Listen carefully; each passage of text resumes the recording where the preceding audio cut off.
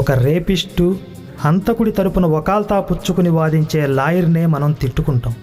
అలాంటిది ప్రపంచంలో ఉన్న క్రిమినల్స్ అందరినీ కాపాడేవాడు మాఫియా డాన్ అవుతాడు, పాపులందరినీ రక్షిస్తాననేవాడు పరమపాప అవుతాడు, కానీ దేవుడు ఎలా అవుతాడు?